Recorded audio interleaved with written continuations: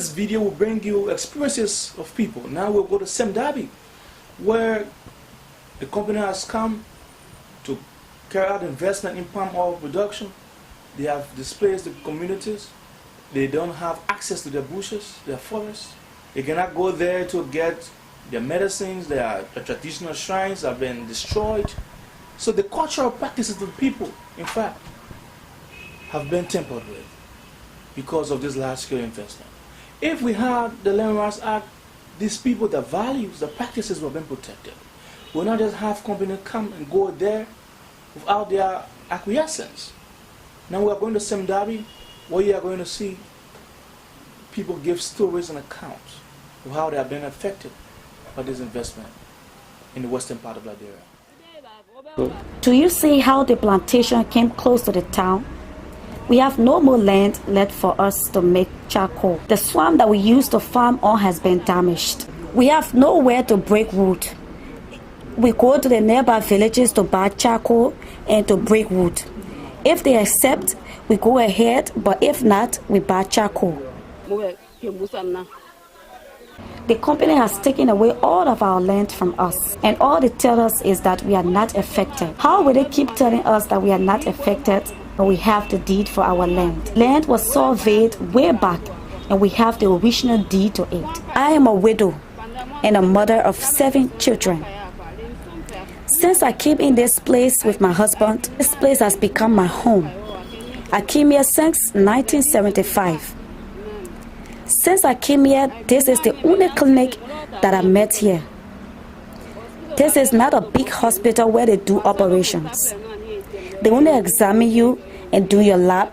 At the end, they give you tablet.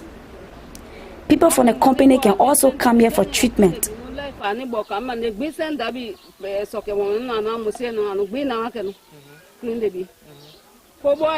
If anything major happens to you, they refer you to Sime. If they are unable to treat you there, the ambulance will go for you and take you to Robertsport. The clinic was built by the town people.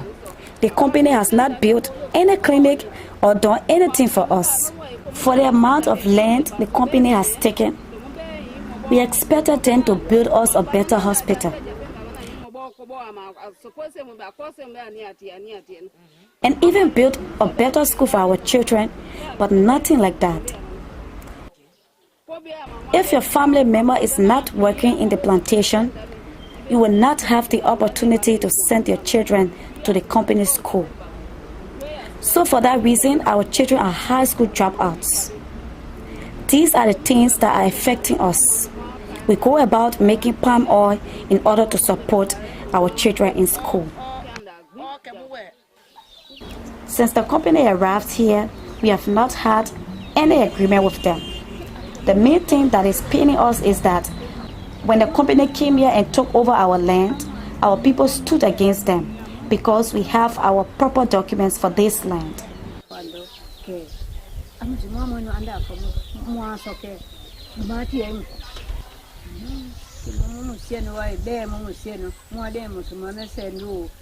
Our young girls, the older ones, and we the old women of this town, our main concern is our traditional bush that was destroyed by the company.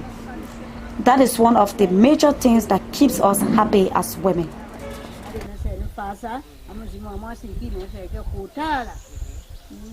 We complained about this.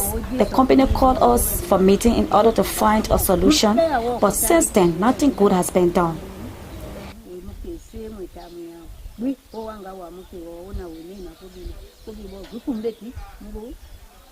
As we speak now, I am a midwife.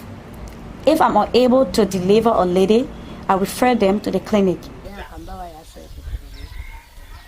In terms of major cases of deliverance, I don't refer them to Sime Darby because I don't have anyone working there.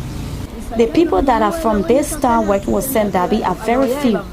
Other villagers around us here are opportune to work with the company. It is only our village that is left out. It's President Thomas' administration that destroyed us and our future.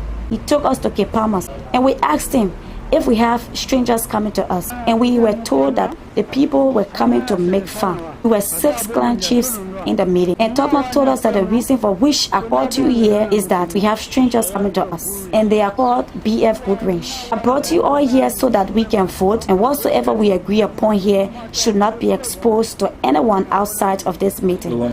I want you to accept those strangers that are coming.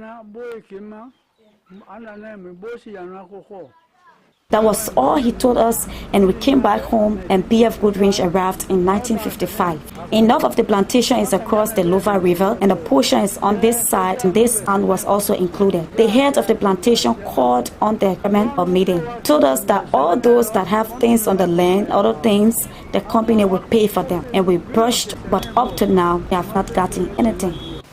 Land is a very critical resource in Liberia.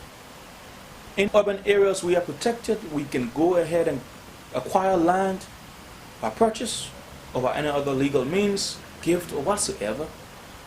In the rural areas, these people have resided, they have resided over those lands and they have owned them to the best of their knowledge, but yet the government has not recognized that they own the land because they don't have the title to the land, they don't have the paper to show, they don't have the deed.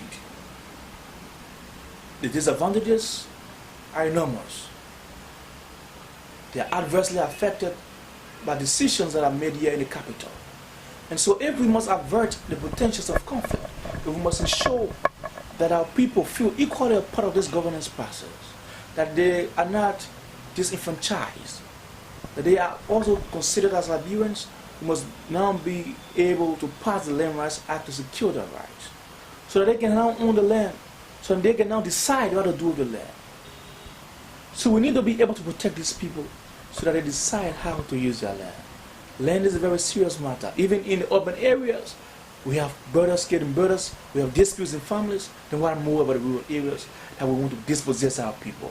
These people are Liberians, and they must be protected under the law. Pass the Land Rights Act today, engage a lawmaker so that this act can be passed in a very speedy way.